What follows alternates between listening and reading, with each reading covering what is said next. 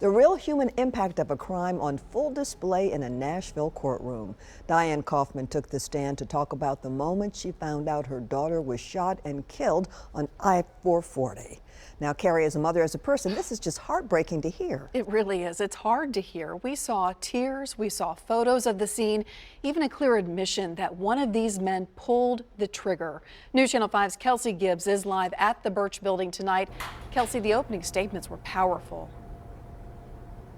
Absolutely, Carrie and Vicki. It was definitely an emotional first day of testimony, but like we said, I think the most powerful moment was when Diane Kaufman took the stand. She was the state's first witness telling the court about the day she got that phone call saying that her daughter was killed. Now, she was holding back tears when she took the stand in this murder trial of her daughter, Caitlin Kaufman. She was the last person to speak to Caitlin on December 3rd, 2020.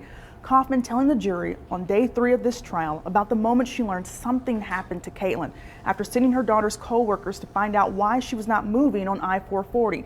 Kaufman received a phone call from the Metro Nashville police chaplain. And he said, "Mrs. Kaufman, are you sitting down?" And I said, "Please do not tell me that my daughter is dead." And he said, "Mrs. Kaufman, Caitlin was fatally injured and she is dead." Again, a very emotional moment. I even saw a few jurors wiping away tears, but these, of course, came after those powerful opening remarks when we heard from defendants Devontae Hill and James Cowan speak one time in court saying just 2 words, "not guilty." We also saw a moment when Cowan started to doze off during testimony. The 2 men are accused of killing Caitlin Kaufman, and Cowan, we're told, was the driver and Hill the shooter. But Hill's attorney says that her client is guilty of a crime, but he should not be convicted of first-degree murder because he did not intend to kill Caitlin Kaufman. As for Cowan's attorney, he says his client is innocent and the evidence will show that, while the state says the facts of the case show that they are both guilty of first-degree murder.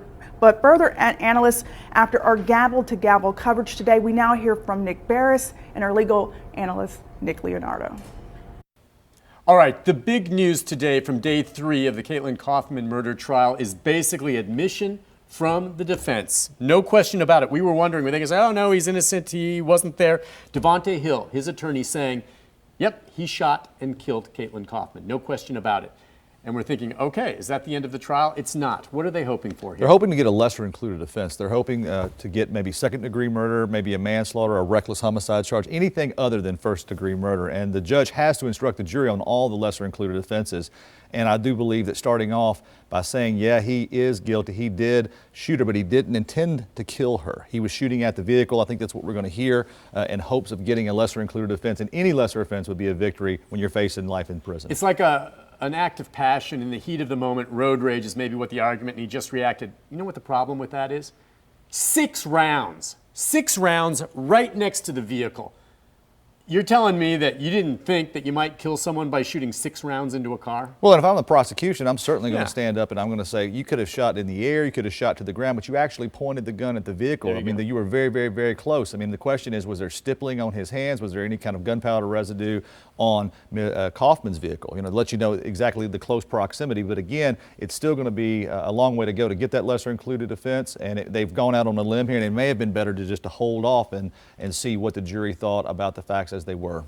Quite a hill to climb. Day 4 tomorrow. We'll have all of that for Nick Leonardo. I'm Nick Barris. We'll send it back to the studio.